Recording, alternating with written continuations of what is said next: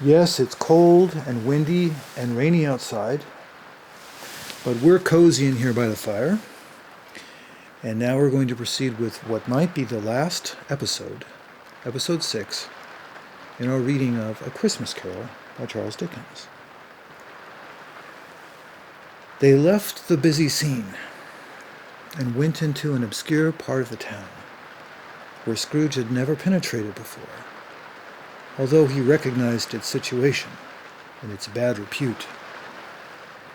The ways were foul and narrow, the shops and houses wretched, the people half naked, drunken, slipshod, ugly.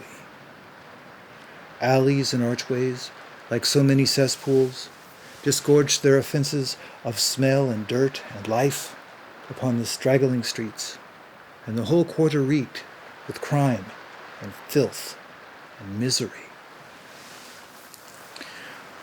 Far in this den of infamous resort, there was a low-browed, beetling shop below a penthouse roof, where iron, old rags, bottles, bones, and greasy offal were bought. Upon the floor within were piled up heaps of rusty keys, nails, chains, hinges, files, scales, weights, and refuse iron of all kinds.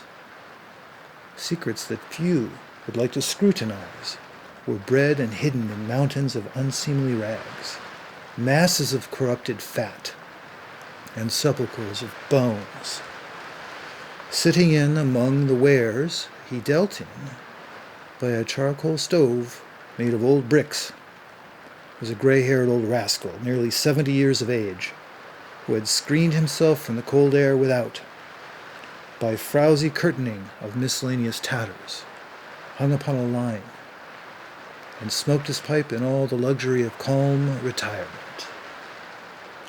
Scrooge and the Phantom came into the presence of this man, just as a woman with a heavy bundle slunk into the shop. But she had scarcely entered when another woman, similarly laden, came in too, and she was closely followed by a man in faded black, who was no less startled by the sight of them than they had been upon the recognition of each other. After a short period of blank astonishment, in which the old man with the pipe had joined them, they all three burst into a laugh. "Let the charwoman alone to be the first," cried she who had entered first. "Let the laundress alone to be the second, and let the undertaker's man alone to be the third. Look here, old Joe, here's a chance, if we haven't all three met here without meaning it."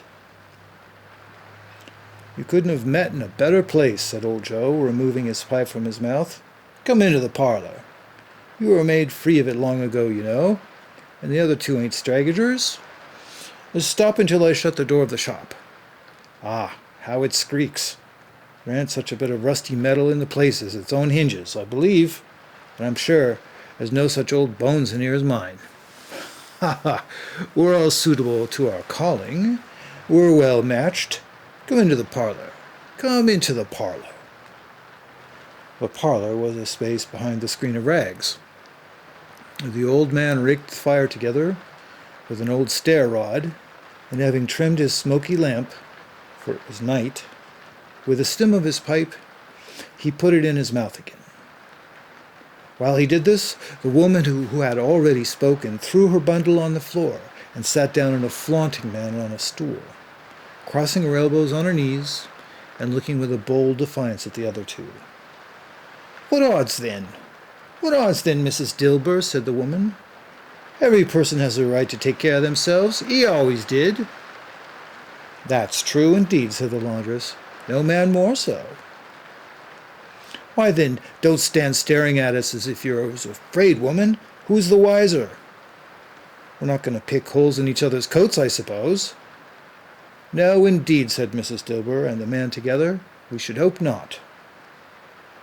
"Very well, then," cried the woman. "That's enough. Who's the worse for the loss for a few things like these? Not a dead man, I suppose." "No, indeed," said Mrs. Dilber, laughing. "If he wanted to keep him after he was dead, a wicked old screw," pursued the woman, "why wasn't he natural in his lifetime? If he had been, He'd have had somebody to look after him when he was struck with death, instead of lying gasping out his last there, alone by himself. It's the truest word that was ever spoke, said Mrs. Dilber. It's a judgment on him.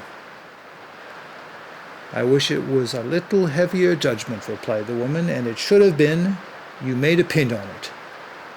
If I could have laid my hands on anything else. Open that bundle, old Joe, and let me know the value of it. Speak out plain. I'm not afraid to be the first, nor afraid for them to see it. We know pretty well that we were helping ourselves before we met here, I believe. It's no sin. Open the bundle, Joe. But the gallantry of her friends would not allow this, and the man in faded black, mounting the breech first, produced his plunder.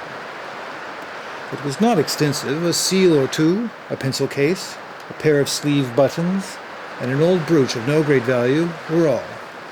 They were severally examined and appraised by old Joe, who chalked the sums, as he was disposed to give for each, upon the wall, and added them up into a total when he found there was nothing more to come.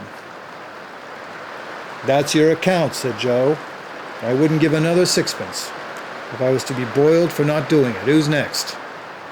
Mrs. Dilber was next. Sheets and towels, a little wearing apparel, 2 old-fashioned silver teaspoons, a pair of sugar tongs, and a few boots. Her account was stated on the wall in the same manner.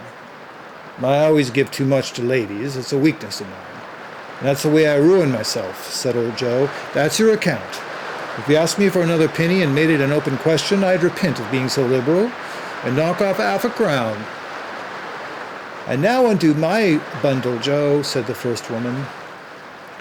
Joe went down on his knees for the greater convenience of opening it, and having unfastened a great many knots, dragged out a large and heavy roll of some dark stuff. What do you call this? Said Joe. Bed curtains. Ah, returned the woman, laughing and leaning forward on her crossed arms. Bed curtains. You don't mean to say you took 'em down, rings and all, with him lying there, said Joe. Yes, I do, replied the woman. Why not? You were born to make your fortune, said Joe, and you'll certainly do it. I certainly shan't hold my hand when I can get anything in it by reaching it out. For the sake of such a man as he was, I promise you, Joe, returned the woman coolly. Don't drop that oil on the blankets now. His blankets? Asked Joe. Whose else's do you think? Replied the woman. He isn't likely to take cold without 'em, I dare say. I hope he didn't die of anything catching, eh? Said old Joe, stopping in his work and looking up. Don't you be afraid of that, returned the woman. I ain't so fond of his company that I'd loiter about him for such things if he did. Ah, you may look through that shirt until your eyes ache, but you won't find a hole in it, not a threadbare piece. It's the best he had, a fine one too. They'd have wasted it if it hadn't been for me. What do you call wasting of it? Asked old Joe. Putting it on him to be buried in, to be sure, replied the woman with a laugh. Somebody was fool enough to do it, but I took it off again. If calico ain't good enough for such a purpose, it isn't good enough for anything. It's quite as becoming to the body. He can't look uglier than he did in that one. Scrooge listened to this dialogue in horror. As they sat grouped about their spoil, in the scanty light afforded by the old man's lamp, he viewed them with a detestation and disgust which could hardly have been greater, though they had been obscene demons, marketing the corpse itself. Ha ha! Laughed this same woman when old Joe, producing a flannel bag with money in it, had told out their several gains upon the ground. This is the end of it, you see. He frightened everyone away from him when he was alive, to profit us when he was dead. Ha ha ha! Spirit, said Scrooge, shuddering from head to foot. I see. The case of this unhappy man might be my own. My life tends that way now. Merciful heaven, what is this? He recalled in terror, for the scene had changed, and now he almost touched a bed, a bare, uncurtained bed, in which beneath a ragged sheet there lay a something covered up, which, though it was dumb, announced itself in awful language. The room was very dark, too dark to be observed with any accuracy, though Scrooge glanced about it in obedience to a secret impulse, anxious to know what kind of room it was. A pale light, rising in the outer air, fell straight upon the bed, and on it, plundered and bereft, unwatched, unwept, uncared for, was the body of this man. Scrooge glanced towards the phantom. Its steady hand was pointed to the head. The cover was so carelessly adjusted that the slightest raising of it, the motion of a finger upon Scrooge's part, would have disclosed the face. He thought of it, felt how easy it would be to do, and longed to do it, but had no more power to withdraw the veil than to dismiss the spectre at his side. O cold, cold, rigid, dreadful death, set up thine altar here, and dress it with such terrors as thou hast at thy command. For this is thy dominion. But of the loved, revered, and honoured head, thou canst not turn one hair to thy dread purposes, or make one feature odious. It is not that the hand is heavy and will fall down when released. It is not that the heart and pulse are still, but that the hand was open, generous and true, the brave heart, warm and tender, and the pulse a man's. Strike, shadow, strike, and see his good deeds spring from the wound, and sow the world with life immortal. And no voice pronounced these words in Scrooge's ears. And yet he heard them when he looked upon the bed. He thought, if this man could be raised up now, what would be his foremost thoughts? Avarice?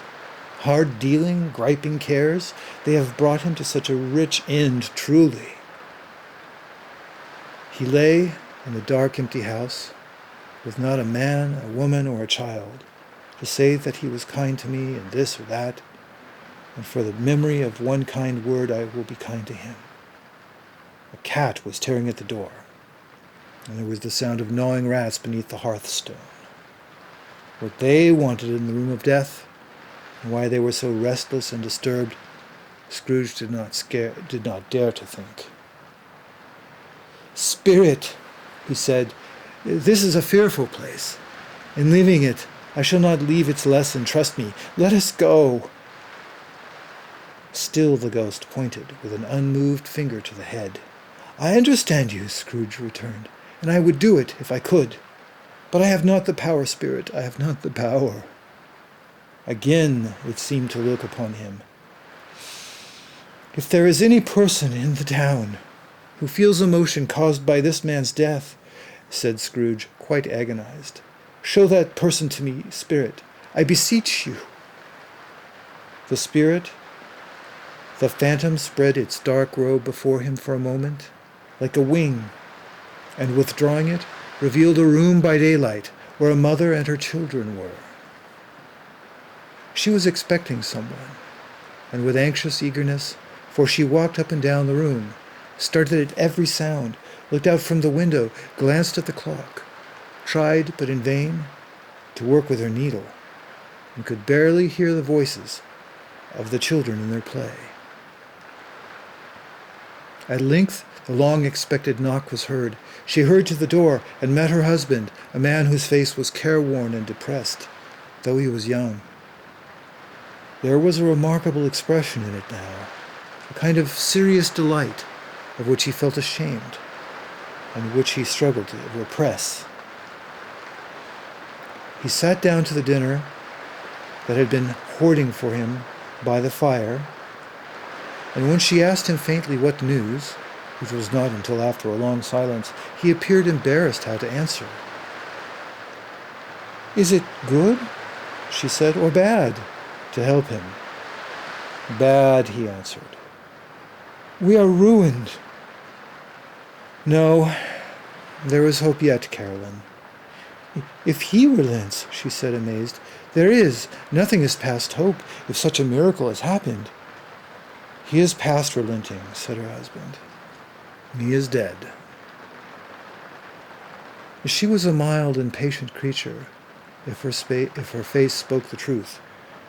But she was thankful in her soul to hear it, and she said so, with clasped hands. She prayed forgiveness the next moment and was sorry, but the first was the emotion of her heart.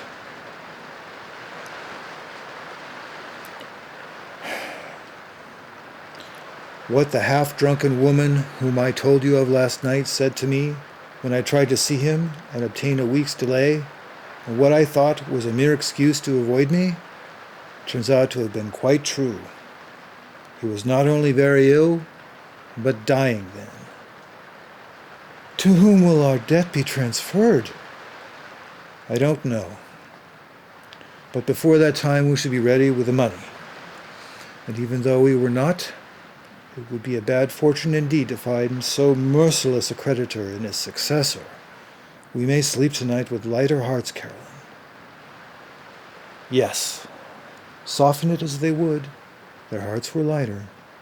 The children's faces, hushed and clustered around to hear what they so little understood, were brighter. And it was a happier house for this man's death. The only emotion that the ghost could show him, caused by the event, was one of pleasure. Let me see some tenderness connected with the death, said Scrooge, or that dark chamber spirit which we left just now will be forever present to me. The ghost conducted him through several streets familiar to his feet, and as they went along, Scrooge looked here and there to find himself, but nowhere was he to be seen. They entered poor Bob Cratchit's house, the dwelling he had visited before, and found the mother and the children seated around the fire. Quiet, very quiet. The noisy little Cratchits were as still as statues in one corner, and sat looking up at Peter, who had a book before him. The mother and her daughters were engaged in sewing, but surely they were very quiet. And he took a child and set him in the midst of them. Where had Scrooge heard these words? He had not dreamed them. The boy must have read them out as he and the spirit crossed the threshold. Why did he not go on? The mother laid her work upon the table and put her hand up to her face. The color hurts my eyes, she said. The color? Oh, poor Tiny Tim. They're better now again, said Cratchit's wife. It makes them weak by candlelight. I wouldn't show weak eyes to your father when he comes home, for the world. It must be near his time. Past it, rather, Peter answered, shutting up his book. But I think he has walked a little slower than he used these last few evenings, Mother. They were very quiet again. At last she said in a steady, cheerful voice that only faltered once, I have known him to walk with Tiny Tim upon his shoulder, very fast indeed. And so have I, cried Peter, often. And so have I, exclaimed another, so had all. But he was very light to carry, she resumed, intent upon her work, and his father loved him so, that it was no trouble. And there was your father at the door. She hurried out to meet him, and little Bob in his comforter, he had need of it, poor fellow, came in. His tea was ready for him on the hob, and they all tried who should help him to it the most. Then the two young Cratchits got upon his knees and laid, each child a little cheek against his face, as if they said, Don't mind it, Father, don't be grieved. Bob was very cheerful with them. He spoke pleasantly to all the family. He looked at the work upon the table and praised the industry and speed of Mrs. Cratchit and the girls. They would be done long before Sunday, he said. Sunday. You went today, then, Robert? Asked his wife. Yes, my dear, returned Bob. I wish you could have gone. It would have done you good to see how green the place is. But you'll see it often. I promised him I would walk there on a Sunday. My little child, cried Bob. My little child. He broke down all at once. He couldn't help it. If he could have helped it, he and his child would have been farther apart, perhaps, than they were. He left the room and went upstairs into the room above, which was lighted cheerfully and hung with Christmas. There was a chair set close beside the child, and there were signs of someone having been there lately. Poor Bob sat down in it, and when he had thought a little and composed himself, he kissed the little face. He was reconciled to what had happened, and went down again quite happy. They drew about the fire and talked, the little girls and mother working still.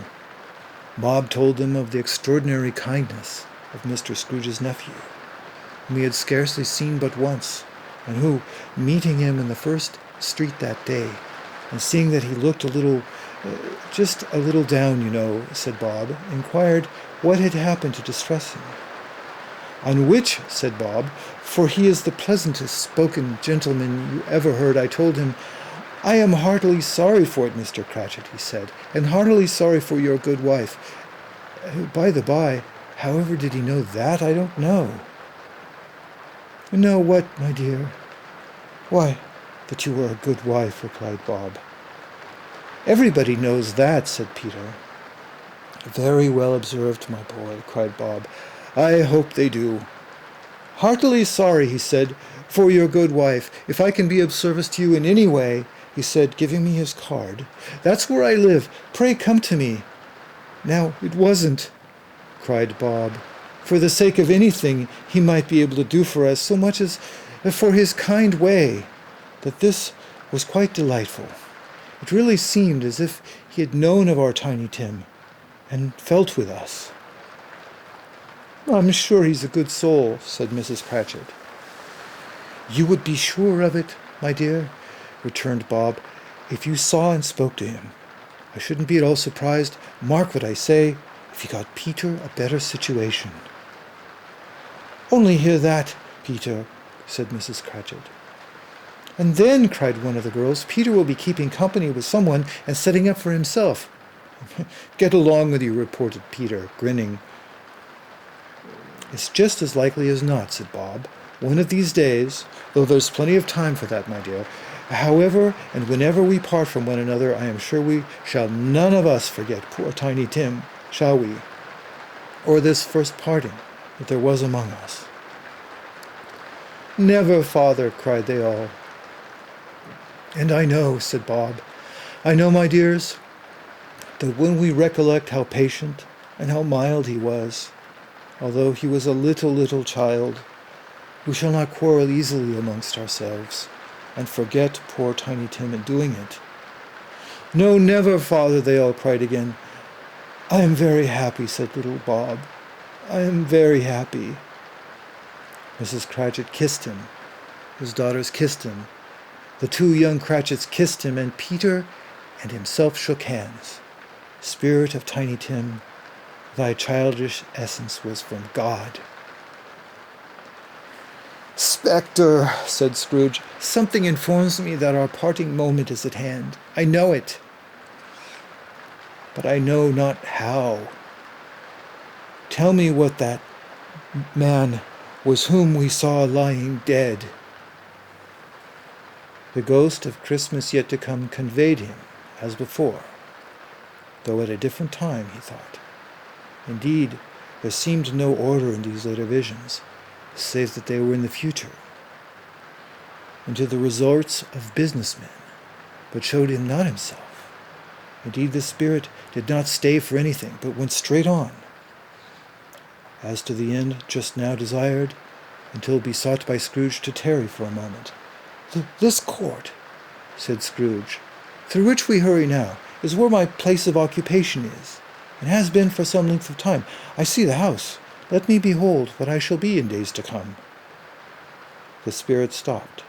The hand was pointed elsewhere. The house is yonder, Scrooge exclaimed. Oh, why do you point away? The inexorable finger underwent no change. Scrooge hastened to the window of his office and looked in. It was an office still, but not his. The furniture was not the same, and the The figure in the chair was not himself. The phantom pointed as before. He joined it once again, and wondering why and whither he had gone, accompanied it until they reached an iron gate. He paused to look around while entering. A churchyard. Here, then, the wretched man, whose name he had now to learn, lay underneath the ground. And it was a worthy place, walled in by houses, overrun by grass and weeds, the growth of vegetation's death, not life, choked up with too much burying, fat with repleted appetite. A worthy place. The spirit stood among the graves and pointed down to one. He advanced toward it, trembling. The phantom was exactly as it had been, but he dreaded that he saw new meaning in its solemn shape. "Before I draw nearer to that stone to which you point," said Scrooge, "answer me one question. Are these the shadows of things that will be, or are they shadows of things that may be only?" Still the ghost pointed downward to the grave by which it stood. "Men's courses will foreshadow certain ends, to which, persevered in, they must lead," said Scrooge. "But if the courses be departed from, the ends will change. Say it is thus, without you show me." The spirit was as immovable as ever. Scrooge crept towards it, trembling as he went, and following the finger, read upon the stone of the neglected grave his own name, Ebenezer Scrooge. "Am I that man who lay upon the bed?" he cried upon his knees. The finger pointed from the grave to him and back again. "Oh no, spirit, oh no, no!" The finger was still there. "Spirit," he cried, tight clutching at his robe, "hear me. I am not the man I was. I will not be the man I must have been but for this intercourse. Now show me this, if I am past all hope." For the first time the hand appeared to shake. "Good spirit," he pursued, as down upon the ground he fell before it, "your nature intercedes for me and pities me. Assure me that I yet may change these shadows you have shown me by an altered life." The hand trembled. "I will honor Christmas in my heart and try to keep it all the year. I will live in the past, the present, and the future. The spirits of all three shall strive within me. I will not shut out the lessons that they teach. Oh, tell me, I may sponge away the writing on this stone." In his agony, he caught the spectral hand. It sought to free itself, but he was strong in his entreaty and detained it. The spirit, stronger yet, repulsed him. Holding up his hand in a last prayer to have his fate reversed, he saw an alteration in the phantom's hood and dress. It shrunk, collapsed, and dwindled down into a bedpost. Stab 5. The end of it. Yes, and the bedpost was his own. The bed was his own. The room was his own. Best and happiest of all, the time before him was his own, to make amends in. "I will live in the past, the present, and the future," Scrooge repeated as he scrambled out of bed. "The spirits of all three shall strive within me. Oh, Jacob Marley, heaven and the Christmas time be praised for all of this. I say it on my knees, old Jacob, on my knees." And he was so flustered and so glowing in his good intentions that his broken voice would scarcely answer to his call. He had been sobbing violently in his conflict with the spirit, and his face was wet with tears. "They are not torn down," cried Scrooge, folding one of his bed curtains in his arms. "They are not torn down, rings and all. They are here. I am here. The shadows of the things that would have been may be dispelled. They will be. I know they will." We have reached the end of episode 6. Next is episode 7, the final episode in our reading, of A Christmas Carol by Charles Dickens.